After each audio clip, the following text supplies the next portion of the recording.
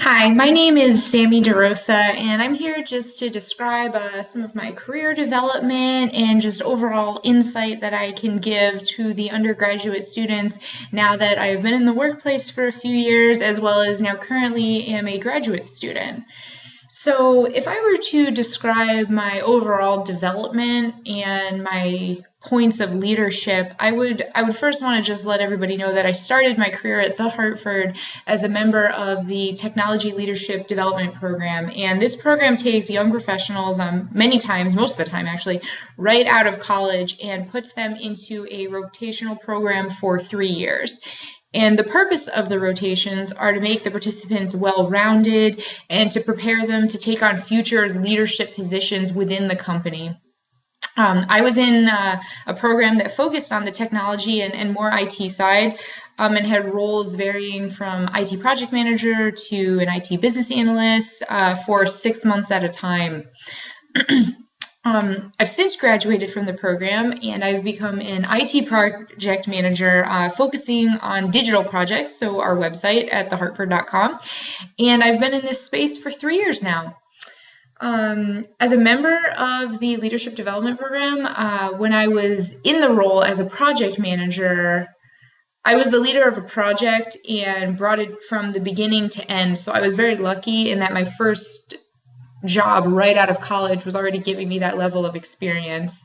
And as a new hire, this was interesting to me to have that immediate leadership role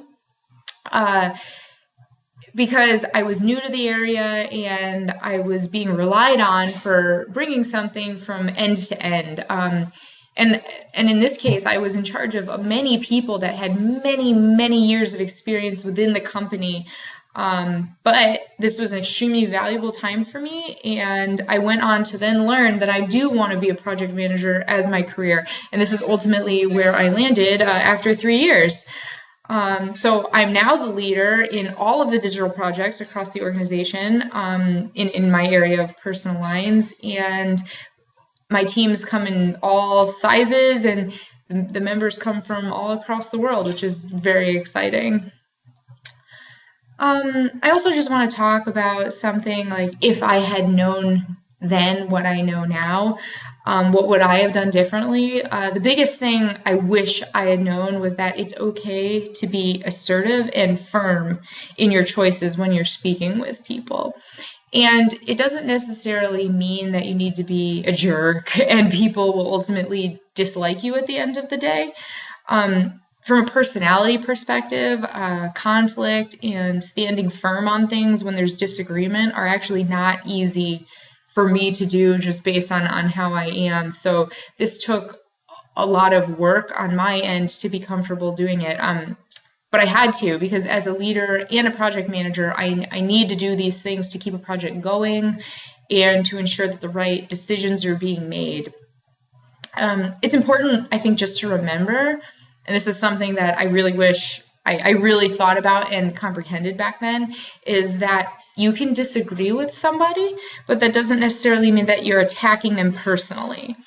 And it's also all about how you say something. Tone can make the biggest difference in these situations. And I think it's lucky for me that I never really had an issue with tone, but just remembering that the way you say something can really affect if somebody goes immediately on the defensive or opens up and is willing to take your side and listen to it.